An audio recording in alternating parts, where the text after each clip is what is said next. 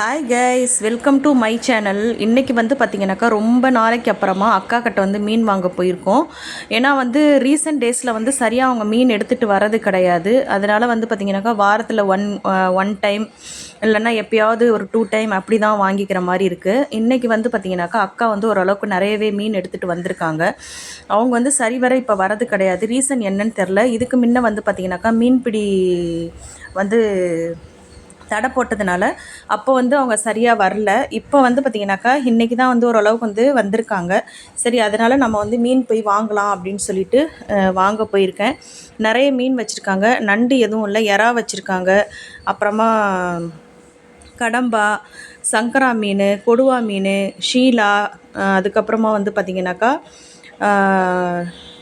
என்ன மீன் அது ஞாபகம் வர மாட்டேங்குதுங்க.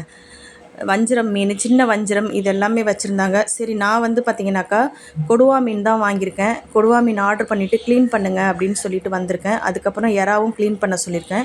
இந்த வீடியோ பிடிச்சிருந்தாக்கா லைக் பண்ணுங்கள், ஷேர் பண்ணுங்கள்.